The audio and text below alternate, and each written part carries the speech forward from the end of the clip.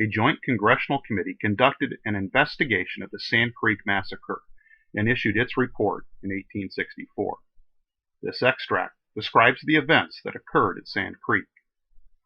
In the summer of 1864, Governor Evans of Colorado Territory sent notice to the various bands and tribes of Indians within his jurisdiction that such as desired to be considered friendly to the whites should at once repair to the nearest military post in order to be protected from the soldiers who were to take the field against the hostile Indians.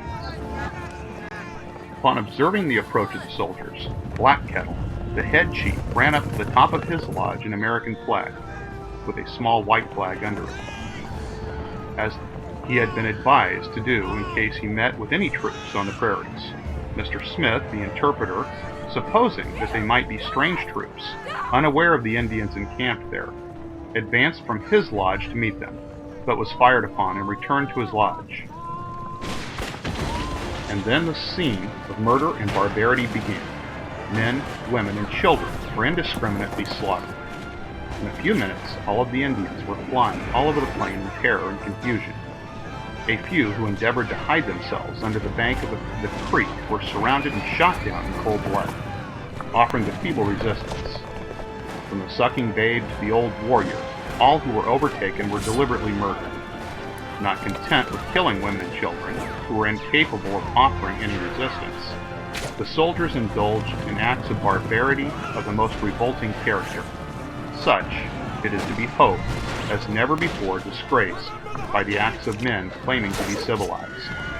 No attempt was made by the officers to restrain the savage cruelty of the men under their command, but they stood by and witnessed these acts without one word of reproof, if they did not incite their commission.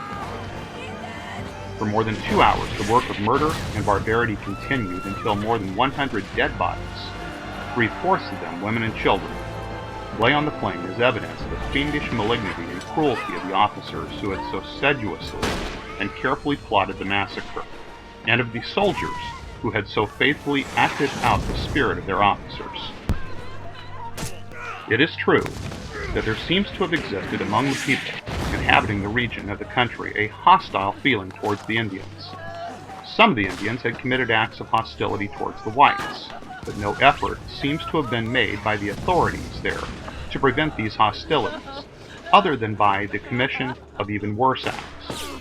The hatred of the whites to the Indians would seem to have been inflamed and excited to the utmost.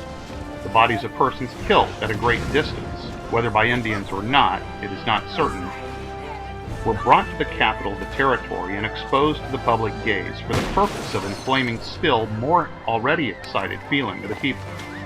Their cupidity was appealed to, for the governor, in a proclamation, calls upon all, either individually or in such parties as they may organize, to kill and destroy as enemies of the country, wherever they may be found, all such hostile Indians, authorizing them to hold their own private use and benefit all the property of said hostile Indians that they may capture.